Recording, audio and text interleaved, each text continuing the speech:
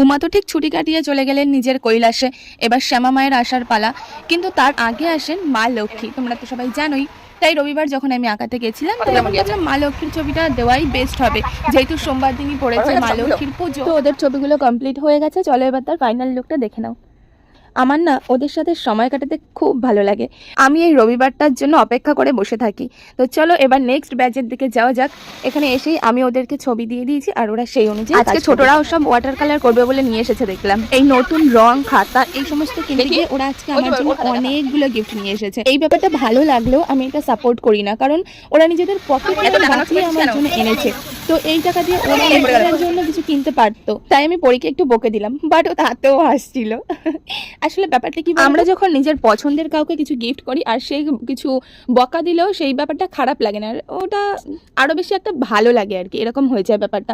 তো সেটা তোমার মাও হতে পারে, আবার তোমার পছন্দের টিচারও হতে পারে। তো ব্যাপারটা ঠিক সেরকমই। ওদের ড্রয়িংগুলো প্রায় কমপ্লিট হয়েই এসেছে। দুর্গা ঠাকুরটা রিয়াকে আগের দিন কিছুটা করিয়েছিলাম আর বাকিটা আজকেও কমপ্লিট করলো।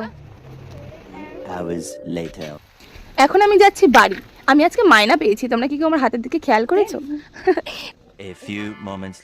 আর তারপরে বিকেলে শুরু হলো বিকেলের ব্যাচ। ওই যে প্রথমেই বলেছিলাম যে পরের দিনটা সোমবার লক্ষ্মী পুজো, তাই আর কি এই ব্যাচেও লক্ষ্মী ঠাকুরই আঁকাবো, তাই না? লক্ষ্মী কোলে প্যাঁচা নিয়ে পদ্ম ফুলের উপরে বসে আছে আর দুদিক থেকে ধানের ছড়া রয়েছে। রঙের পেছনে মুখ লুকিয়ে বলছে অভয়। আসলে ও হচ্ছে এই ব্যাচের সব থেকে ক্রেজি স্টুডেন্ট। আর একজন আছে আরাধ্যা, তবে ও আজকে অ্যাবসেন্ট ছিল।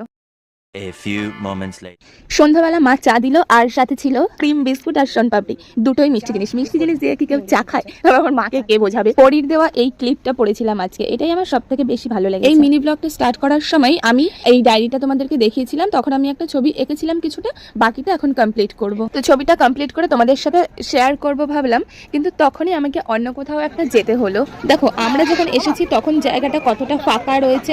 তো আমরা এসেছি ITI মোড়ের প্রতিমা বিসর্জন দেখতে।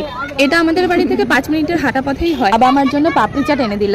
প্রায় 2 ঘন্টা অপেক্ষা করার পরে কার্নিভাল আমাদের সামনে এসে পৌঁছালো। আমি যতটা জানি এই র্যালিটা পুরো কল্যাণী ঘুরে তারপরে এই বটতলায় দর্শনের জায়গাতে এসে পৌঁছায়, তাই এতটা টাইম লাগে। আমি পুরো ভিডিওটা এখানে নিতে পারি, পুরো ভিডিওটা দিতে গেলে এই মিনি ব্লগটার মিনিট লাগিয়েছি।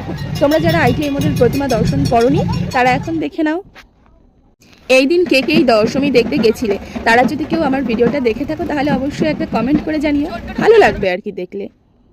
এই 5টা দিনের জন্য আমরা পুরো গোটা একটা বছর অপেক্ষা করে থাকি, আর এই 5টা দিন দেখতে দেখতেই শেষ হয়ে যায়, কৈলাস ফেরার টাইমও হয়ে যায়। আবার গোটা একটা বছরের অপেক্ষা। দেখি তোমার মুখে হাসি।